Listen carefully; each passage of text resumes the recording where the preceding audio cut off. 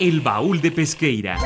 Un espacio que enriquece diversos acontecimientos históricos a través de la sonoridad de la radio. Esta es una producción del Departamento de Historia y Antropología en coordinación con Radio Universidad. El Baúl de Pesqueira. Enriqueciendo la historia sonora. Muy buenas tardes, radioescuchas. Sean bienvenidos una vez más a su programa, El Baúl de Pesqueira. Los saluda su compañero Daniel Montaño y esta semana hablaremos sobre la época de oro del cine mexicano. Los invitamos a que se queden con nosotros. Para comenzar, les hablaré del contexto mundial de esta época. El día a día a través de la historia. Fechas, Personajes lugares y acontecimientos que hoy son parte del pasado. que hoy son historia. A través de nuestra sección Diario.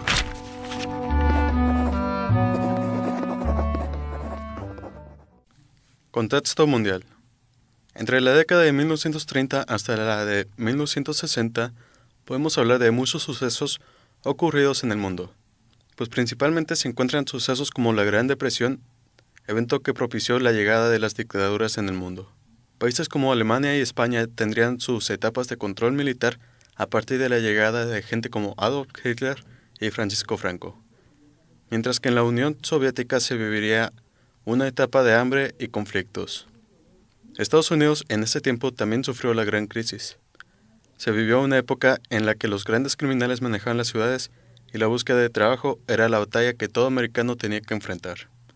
Para esos años quedaría encerrado Al Capone y se daría una fuerte ley seca. En el aspecto cinematográfico se estrenarían películas como Drácula, Frankenstein, King Kong, El Mago de Oz, Lo que el viento se llevó y un largo etcétera. La mayor parte de las películas fueron adaptaciones de novelas de fantasía o romance, lo que contrastaba con los problemas con los que se vivían. En el caso de la década de los 40, tenemos como evento central en el mundo la Segunda Guerra Mundial, donde gran parte de los países se veían involucrados en el conflicto que se dio en Europa y Asia. Terminada la guerra, llegaría una nueva generación llamada los Baby Boomers. Esta generación sería de las más largas y serían testigos de películas como Fantasía, Ciudadano Kane y Casablanca. Llegando a los 50 se observaría otro conflicto donde el bloque occidental, conformado por Estados Unidos y sus aliados, tendría una competencia contra los países comunistas. Este evento sería la Guerra Fría. Los hechos que ocurrieron en ese entonces serían las guerras de Cuba y Vietnam como las más notables. La sociedad iniciaría una ideología de no más guerra y el rock and roll sería la nueva música para los jóvenes de ese tiempo. En el cine se empezarían a ver películas como Cantando bajo la lluvia, Ben-Hur, Rebelde sin causa, entre otras en las que se pueden incluir las de estilo western. Para el caso de finales de los 50 e inicio de los 60 se puede observar varios movimientos sociales donde se alzaría la voz de la gente que había sido ignorada. Pero a la vez fue una etapa en la que hubo varios asesinatos políticos. La muerte de Kennedy, Luther King y Malcolm X son muestra de esto. Se vio también la carrera espacial, en la que la Unión Soviética sería el primero en poner al humano en el espacio, pero Estados Unidos lo mandaría a la Luna. A partir de los sucesos que ocurrían, se puede observar que en la cinematografía se crearían más películas de ciencia ficción, tales como las películas de Stanley Kubrick, películas como Fahrenheit 451 y las películas de James Bond como parte de la Guerra Fría. Para el Baúl de Pesqueira, Daniel Montaño. Seguimos con Víctor Cervantes, quien nos hablará de las principales estrellas de la época. El Baúl de Pesqueira guarda información y datos relevantes y curiosos de gran interés. y hoy la presenta a través de Cajita de Madera. Al hablar de la edad de oro del cine mexicano, es indispensable mencionar a esos grandes actores que formaban parte de ese mundo, quienes hoy en día siguen siendo recordados por su pueblo. Mientras que muchos de quienes ya eran conocidos por las carpas, otros lo eran por la música, quienes triunfaron no solo en México, sino también en los países donde se desarrollaron los filmes de gran calidad como en Hollywood y París. Inclusive muchos extranjeros vinieron a nuestro país para formar su carrera en el llamado séptimo arte. A continuación mencionaré algunos de los actores más icónicos de esta era dorada del cine mexicano, empezando por el inmortal Pedro Infante, el actor y cantante más importante de todos los tiempos. Sus películas marcaron el hito del charro en todo el mundo. Cito, su voz, su personalidad polifacética, su carácter liviano y el porte de seductor le dieron este prestigiado lugar en el corazón del público. Cierro cita. Jorge Negrete, mejor conocido como el Charro Cantor, famoso por su emblemática voz y aquella personalidad para dar vida al típico hombre de rancho que lo caracterizó en toda su trayectoria. Joaquín Pardavé comenzó su carrera a muy temprana edad en el teatro y las carpas. Participó en películas al lado de Pedro Infante, Elsa Aguirre y Sara García, entre otros. Más que nada, es recordado por sus personajes como el padre abnegado con un toque humorístico y dramático que podemos ver en La Familia Pérez, mostrando la preocupación y el sacrificio por alcanzar la felicidad, o el hombre lambiscón y lamezuelas que siempre se mete en problemas como Don Susanito en México de mis recuerdos. Hubieron muchos otros grandes actores, como Pedro Armendáriz, que no solo hizo cine en México, también lo hizo en el extranjero. O Arturo de Córdoba, que enamoró a más de una mujer con su frase "no tiene la menor importancia". Inclusive Javier Solís o Luis Aguilar, el Gallo Giro, quienes a pesar del éxito de sus películas, nunca alcanzaron el de sus compañeros Infante y Negrete, por lo que les dieron el mote de El Malogrado. Otros actores y cantantes que formaban parte del mosaico del cine mexicano son Eulario González el Piporro y Antonio Badú, o el actor Abel Salazar. Los dos últimos, a pesar de haber protagonizado grandes éxitos, tampoco no son muy recordados. En el caso de las actrices también tenemos nuestros emblemas. María Félix La Doña, mujer de excepcional belleza y con un fuerte carácter. A pesar de ello se ganó los corazones de los mexicanos gracias a su virtud histriónica. Participó en importantes producciones internacionales. La Doña, como se le conoció después de 1943 por su papel como Doña Diabla, marcó a México con su performance, enamoró a grandes celebridades como Agustín Lara, quien compuso la canción María Bonita. Katy Jurado, la belleza de la actriz llamó la atención de Hollywood, participando como villana en grandes filmes. Cito: su capacidad de interpretación la convirtió en la primera mujer latinoamericana en ganar el Globo de Oro y ser la primera nominada al premio Oscar. Cierro cita. Dolores del Río, actriz de cine mudo, sonoro, teatro y televisión. Fue la primera estrella femenina latinoamericana en alcanzar el éxito en Hollywood.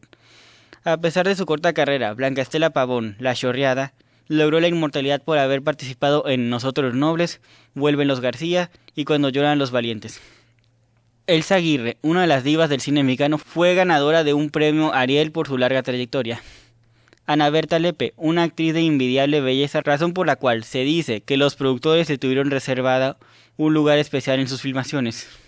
Sara García, mejor conocida como la abuelita del cine mexicano, es principalmente recordada por este personaje, ya que fue abuela y esposa de varias estrellas del cine. Si separamos a los grandes cómicos del cine mexicano de las estrellas ya mencionadas, tenemos a Mario Moreno Cantinflas, también conocido como el Mimo de México, quien es recordado por su forma de hablar sin decir nada, mejor conocido como Cantinflear, llegando al premio Oscar por la única película extranjera que hizo, La Vuelta al Mundo en 80 días.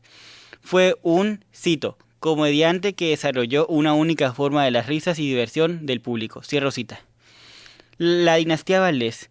4 hermanos que hicieron historia con sus peculiares personajes. Germán Valdés, Tintán, caracterizado por su forma de encontrar problemas, su personalidad de pachuco, por lo que lo bautizaron como el Pachuco de Oro. Sus canciones y peculiar forma de bailar lo convirtieron en uno de los cómicos más cotizados del país. Ramón Valdés. A pesar de que a este hombre lo haya inmortalizado su personaje de Don Ramón en la serie El Chavo del Ocho, también fue partícipe en esta época, con pequeños personajes, por lo general al lado de sus hermanos. Manuel el Loco Valdés, recordado por su forma de hablar, cantar y bailar. Y Antonio el Ratón Valdés, al igual que Ramón, tuvo pequeñas participaciones en el cine. Marco Antonio Campos Viruta y Gaspar Enaine Capulina. Esta dupla conquistó al público infantil y robó las risas de algunos adultos. Se les sigue recordando por sus 26 películas juntos, y a pesar de su separación, con la cual Capulina siguió cosechando la fama. Roberto Gómez Bolaños Chespirito. A pesar de haber alcanzado la inmortalidad después de esta era, también contribuyó en el cine, en especial al lado de Viruta y Capulina, escribiendo los diálogos y canciones de sus películas. Antonio Espino Clavillazo, recordado por su traje bombacho y sombrero de tricornio, y por sus frases como "¡Ah, mendigo! ¡Pura vida! ¡No más! ¡Nunca me hagan eso!", las cuales lo convirtieron en un cliché del cine mexicano. Marcelo Chávez, el Carnal, quien fue compañero de Tintán en innumerables ocasiones. Adalberto Martínez Resortes, su forma de moverse al bailar y su frase de "¡Ay, mamachita!", le dieron la vida eterna en el corazón del público. Armando Soto La Marina Chicote y Fernando Soto Mantequilla. Fueron actores cómicos coestelares. A pesar de nunca tener un protagónico, sus pequeños papeles hicieron historia. Pero así como hubo actores que hicieron historia por sus personajes nobles y sencillos, otros son recordados por sus villanos en las películas. Tal es el caso de José Elías Moreno, quien también fue un importante productor, así como Tito Junco, Rodolfo Acosta y Carlos López Moctezuma. Como mencioné al principio, también tenemos a extranjeros quienes llegaron a México cuando sus países estaban sumidos en la guerra. Alejandro Schianguerrotti, quien vino de Argentina. Carmen Montejo, que nació en Cuba. Marga López y Libertad Lamarque, otras dos argentinas. Rubén y Gustavo Rojo, que vinieron de Chile para participar en el cine. Miroslava Stern, quien era checoslovaca. Zielinski, importante cómico quien vino de Lituania. Fanny Kaufman Vitola, bailarina y cantante de origen canadiense. Hizo mucha comedia con Tintán y Resortes. Wolf Rubinsky, vino de Letonia. Además de actor, fue mago y luchador. Y Rosángela Balbu, que procede de Italia. Estos solo fueron algunos de quienes formaban parte de nuestro cine en su era más importante. Como vimos, muchos de ellos vinieron de diferentes lugares y estatus sociales, pero todos ellos son y seguirán siendo recordados por ser los pioneros en un nuevo modo de entretenimiento en su momento naciente. Para el Baúl de Pesqueira, Víctor Cervantes. A continuación, Jorge Lares nos explicará los géneros que se abordaron en las películas de la época. Durante la etapa de oro del cine mexicano, vieron la luz numerosos filmes y surgieron varias estrellas que aún hoy en día continúan siendo recordadas y quedan como testimonio de una industria cinematográfica que llegó a ser una de las más grandes industrias del país de los años 30 a los 50. El cine nacional, en parte inspirado por el cine hollywoodense y su sistema de estrellas, recurrió a una gama de géneros que iban desde el melodrama puro, la comedia ranchera, el terror o el cine de rumberas que le dieron un sello particular. Uno de los principales géneros que florecieron durante esta época fue el melodrama, el cual constituían historias donde los personajes, independientemente de su contexto económico, social o geográfico, se enfrentaban a una serie de problemas sentimentales. Las peripecias de los personajes iban desde problemas amorosos como celos, traiciones, amores imposibles, hasta problemas familiares y otros obstáculos que impedían la felicidad o la realización de los deseos de los protagonistas. Algunos arquetipos de personajes eran los amantes trágicos, la madre abnegada y amorosa, el padre estricto o los hijos desobedientes. En resumen, en el melodrama, más que los contextos donde se desenvolvían los personajes, eran más importantes sus personalidades y comportamientos ante las adversidades que se les presentaban, y con todo ello lograban una conexión con el público. No exentas de situaciones melodramáticas, en algunas ocasiones, se encontraban las comedias rancheras. Este género nacido y popularizado gracias a la película de 1936, Allá en el Rancho Grande, de Fernando Fuentes, y protagonizada por Tito Guízar y Esther Fernández, fue ampliamente difundido tanto dentro como fuera del país. Este género retrataba la vida rural en las haciendas y la vida de los hacendados. Con números musicales y elementos cómicos y melodramáticos, en la comedia ranchera, cito, sus historias contaban las vivencias del campo, en donde los patrones y sus trabajadores tenían una vida cercana a la naturaleza, respetuosa de la religión y de las castas, y sin otra preocupación que los problemas del amor. Ignoraban todo lo que sucedía fuera de sus tierras, no había conflictos agrarios ni revolución campesina u obrera. Fin de la cita. Gracias a que este género plasmaba las costumbres y tradiciones del México rural, fue uno de los principales motores del nacionalismo y de las políticas nacionalizadoras del país. Por otro lado, siendo el humor un medio catártico en el que hay una crítica de fondo, el cine de la época de oro no se quedó atrás en buscar la burla de diversos agentes a través de figuras arquetípicas.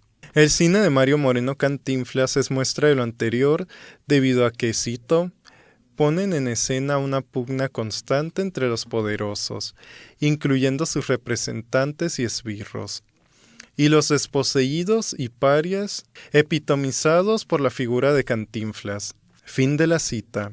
El cine de terror, que en la década de los 30 tuvo algunas notables ejecuciones, no fue muy requerido durante la época del cine de oro. Por otro lado, algunos cómicos utilizaron elementos de horror en algunos de sus films. Un género específico de México es el cine de rumberas, llamado así debido a los ritmos y coreografías de sus intérpretes. Retrataba la vida social nocturna de la ciudad y sus protagonistas eran trabajadoras nocturnas que bailaban ritmos afroantillanos y sus historias eran melodramáticas. Al igual que el cine de rumberas, el cine negro policíaco mexicano, inspirado por el estadounidense, también trató sobre la vida nocturna y sórdida de las ciudades, y plasmó a personajes que tenían muy poco delimitada la línea entre el bien y el mal. En la etapa final de la época de oro, surgió otro género característico de México y que seguiría produciéndose posteriormente, el llamado cine de luchadores. Este subgénero abarcaba géneros como terror, comedia, ciencia ficción, acción y fantasía. Los protagonistas eran gladiadores de lucha libre profesional mexicanos que al margen de sus peleas en el ring tenían que combatir a todo tipo de enemigos para salvar en algunas ocasiones hasta el mundo. Para el Baúl de Pesqueira, Jorge Alfonso Lares Miranda. Uriel Rodríguez nos hablará sobre los premios Ariel. Se podría decir que el surgimiento de los premios Ariel es la continuación y reconocimiento a una de las épocas más brillantes de las que se tiene memoria del cine mexicano, y nos referimos a la época de oro. Coincidiendo con la Segunda Guerra Mundial, la época de oro del cine mexicano abriría paso para el surgimiento de los que serían los premios encargados de enaltecer al talento nacional, así como las trayectorias de este mismo. Es en 1946 cuando surge, junto con la Academia Mexicana de Cinematografía, el Premio Ariel. La primera entrega de los premios se realizó en 1947. Las premiaciones se realizaron entre las producciones hechas entre 1945 y 1946.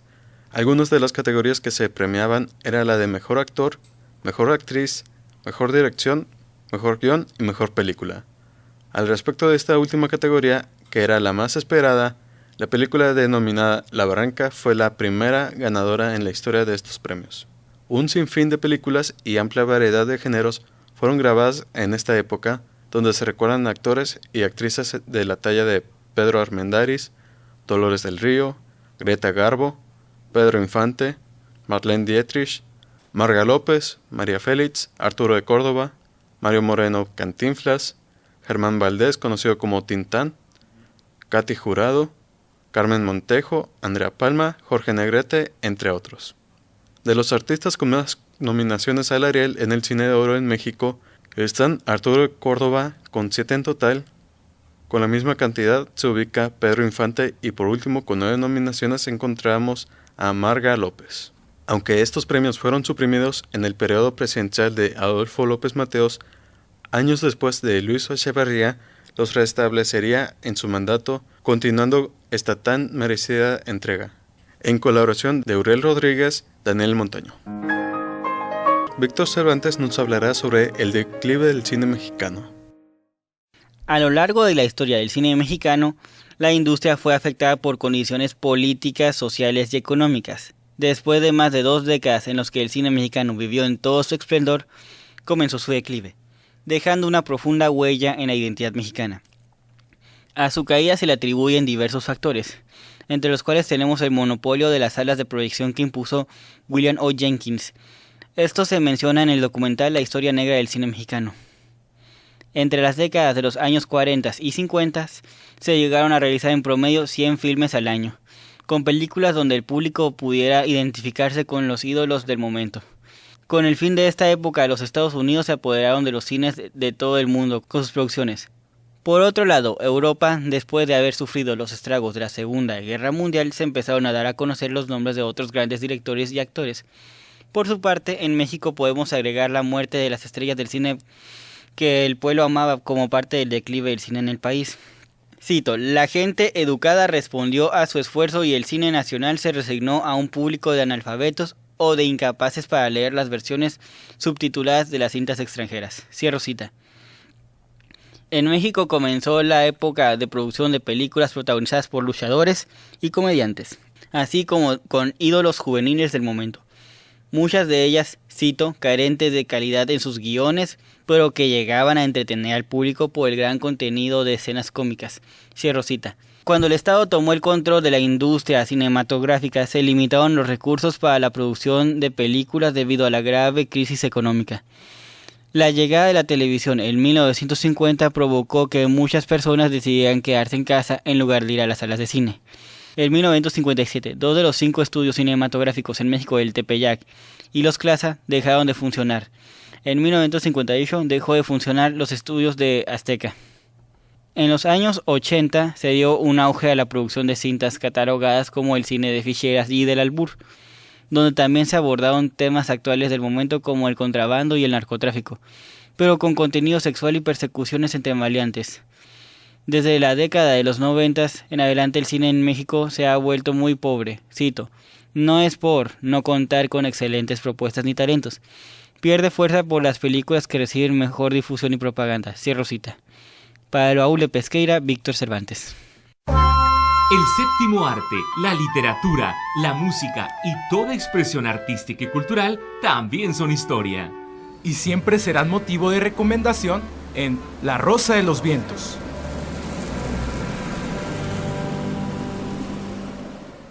Vámonos con Pancho Villa. Vámonos con Pancho Villa fue filmada en 1935 y estrenada el 31 de diciembre de 1936, considerada por muchos como un clásico del cine mexicano. Dirigida por Fernando de Fuentes, quien es considerado el director más importante antes de la Edad de Oro del cine mexicano. El gobierno de Lázaro Cárdenas dio un subsidio en el que se le permitía la construcción de los estudios para la filmación de la película, previendo de todo lo necesario para las escenas militares, caballos, armas, un regimiento de verdaderos soldados y un tren. Esta es la primera trilogía de películas con el escenario de la Revolución Mexicana, donde se incluyen El compadre Mendoza y El prisionero 13, ambas filmadas en 1933. Es considerada como la más objetiva y realista de todas las películas del director. Está basada en la novela del mismo nombre, escrita por Rafael Muñoz en 1931. Narra la historia de un grupo de hombres, conocidos como los Leones de San Pablo, quienes se unen a la División del Norte. Ambientada en 1914, se tratan el desencanto de la revolución, la desmitificación de Pancho Villa y la crítica de la guerra en general. Comenzando con estas palabras, cito, esta película es un homenaje a la lealtad y el valor de Francisco Villa, el desconcertante rebelde mexicano. Supo infundir en los guerrilleros que le siguieron de la crueldad de algunas de sus escenas. No debe culparse ni a un bando ni a un pueblo, pues recuerda una época trágica que lo mismo ensangretó las montañas de México que los campos de Flandes y los valles pacíficos de Francia, año de 1914. Cierro cita.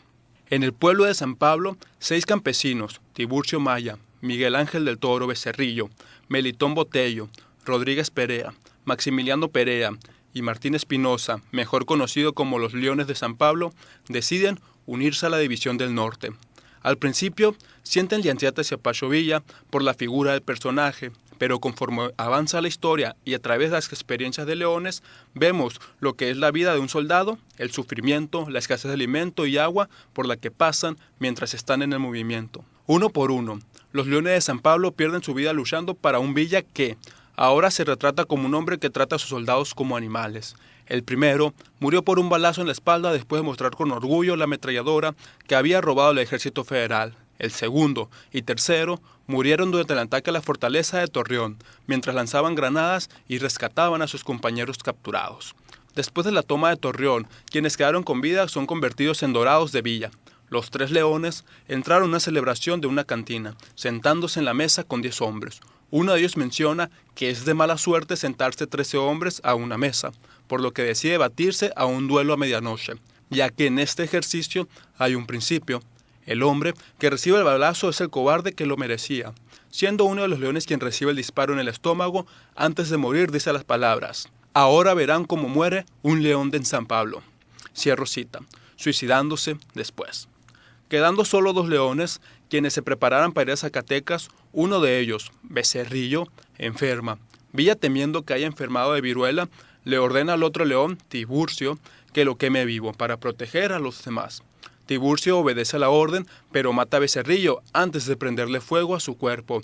Después de esto, Pancho Villa le dice que se puede retirar, que la guerra ha terminado para él y ya no será bienvenido entre sus hombres, ya que pensaba el mismo Villa que éste había sido infectado de viruela por su compañero. Al final, Tiburcio regresa a San Pablo solo y deprimido por todo lo ocurrido. Existe un final alternativo que fue revelado tiempo después del estreno de la película. En dicho final, Pancho Villa va detrás de Tiburcio a San Pablo. Cuando llega a su casa lo asesina a él y a su familia, bajo la idea de que tal vez infectado de viruela, llevándose al hijo de Tiburcio con la intención de convertirlo en soldado de la División del Norte, ya que esto era lo que el niño quería, y dice que le había prometido a su padre irse con Villa a la División del Norte. Para el Baúl de Pesqueira, Uriel Rodríguez en colaboración de Víctor Cervantes. Eso ha sido todo por hoy. Gracias por acompañarnos un martes más en el Baúl de Pesqueira, enriqueciendo la historia en Sonora. Los invitamos a sintonizarnos todos los martes a las 5:30 de la tarde por Radio Universidad.